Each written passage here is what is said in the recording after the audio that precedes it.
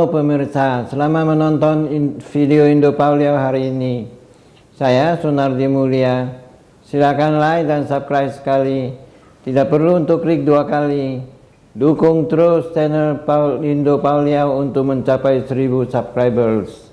Hari ini kita akan membahas pro kontra keputusan Pengadilan Negeri Jakarta Pusat terkait penundaan pemilu 2024. Dalam kunjungan ke Pondok Pesantren Al-Tifak, Kabupaten Bandung, Jawa Barat, Senin, tanggal 6 Maret 2023, Presiden Jokowi memberikan tanggapan tentang putusan Pengadilan Negeri Jakarta Pusat terkait penundaan pemilu. Pemerintah berkomitmen untuk terus mengawal tahapan pemilu agar berjalan dengan baik. Penyiapan anggaran juga sudah disiapkan dengan baik. Putusan tersebut menimbulkan pro dan kontra di masyarakat. Pemerintah mendukung Komisi Pemilihan Umum untuk mengajukan banding. Kita ketahui bahwa Pengadilan Negeri Jakarta Pusat yang diketuai oleh Theo Yong dan Hakim Anggota 2 Bakri dan Domingus Siraban mengeluarkan putusan pada hari Kamis tanggal 2 Maret 2023 untuk menunda pemilu berdasarkan tindak lanjut atas gugatan Partai Prima kepada KPU pada tanggal 8 Desember 2022. Partai Prima mengajukan gugatan karena tidak lolos dalam proses verifikasi administrasi partai politik calon peserta pemilu 2024. Majelis Hakim dalam putusannya menyatakan KPU melakukan perbuatan melawan hukum dan diperintahkan membayar ganti rugi materi sebesar 500 juta rupiah. Selain itu, KPU dihukum untuk tidak melaksanakan sisa tahapan pemilu 2024 sejak putusan diucapkan pada 2 Maret 2023 dan melaksanakan tahapan pemilu dari awal selama lebih kurang 2 tahun 4 bulan 7 hari. Putusan itu otomatis membuat pemilu 2024 harus ditunda. Vonis Hakim Pengadilan Negeri Jakarta Pusat untuk menunda pemilu menimbulkan kegaduhan. Apakah tindakan Hakim Pengadilan Negeri Jakarta Pusat menvonis KPU untuk menunda pemilu sengaja untuk mengacau situasi?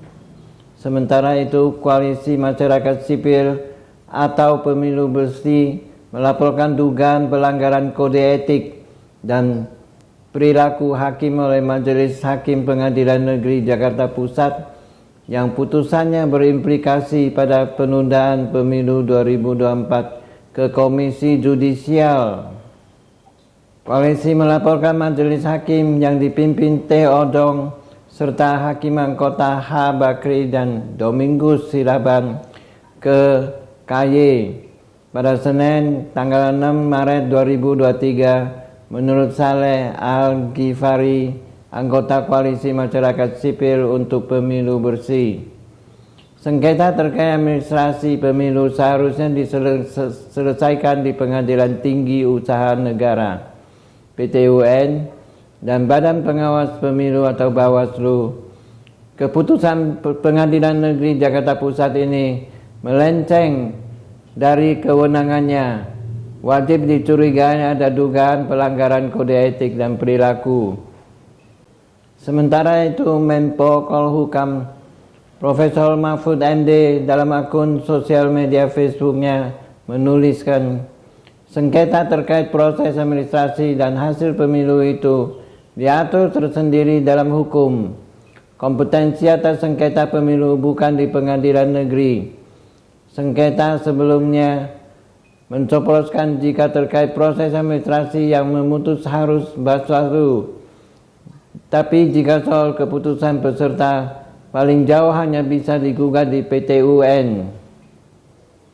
Partai Prima sudah kalah sengketa di Bawaslu dan sudah kalah di PTUN.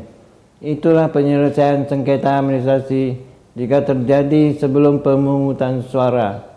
Adapun jika terjadi sengketa setelah pemungutan suara atau sengketa hasil pemilu, maka menjadi kompetensi Mahkamah Konstitusi atau MK. Itu pakemnya. Hukuman penundaan pemilu atau semua prosesnya tidak bisa dijatuhkan oleh PN sebagai kasus perdata. Tidak ada hukuman penundaan pemilu yang bisa ditetapkan oleh pengadilan negeri.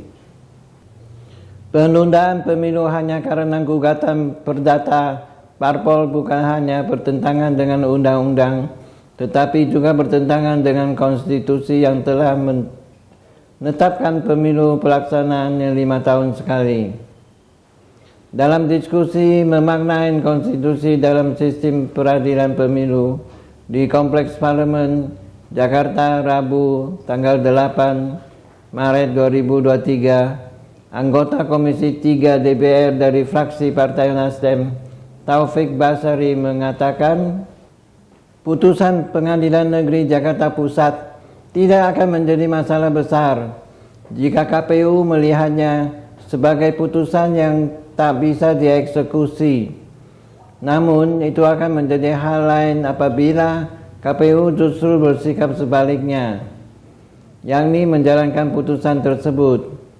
Terbitnya putusan tersebut merupakan salah satu modus dari upaya menunda pemilu yang sebelumnya pernah dilakukan selama saluran lain.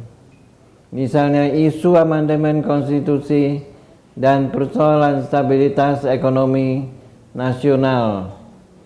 KPU harus memiliki memori banding yang kuat. KPU jangan masuk angin, jangan sampai memorinya lemah, yang akhirnya keputusan Pengadilan Tinggi membenarkan keputusan Pengadilan Negeri Jakarta Pusat. Mahkamah Agung buka suara perihal putusan Pengadilan Negeri Jakarta Pusat yang menghukum KPU untuk tidak melaksanakan sisa tahapan pemilu 2024 selama lebih kurang 2 tahun 4 bulan dan 7 hari. Menurut juru bicara Mahkamah Agung, Soeharto, hakim tidak bisa disalahkan atas putusannya. Soeharto menjelaskan bahwa putusan Pengadilan Negeri Jakarta Pusat tersebut belum berkekuatan hukum tetap atau inkrah. Putusan tersebut lanjutnya juga berpotensi dibatalkan di Pengadilan Tinggi. Sekian untuk berita hari ini. Terima kasih sudah menonton video Indopaulio hari ini. Saya Sunardi Mulia. Silakan like dan subscribe sekali. Tidak perlu untuk klik 2 kali. Dukung terus channel Indopaulio untuk mencapai 1000 subscribers. Bagikan atau share ke teman-teman Anda dan tinggalkan pesan di kolom komentar. Sampai jumpa lagi.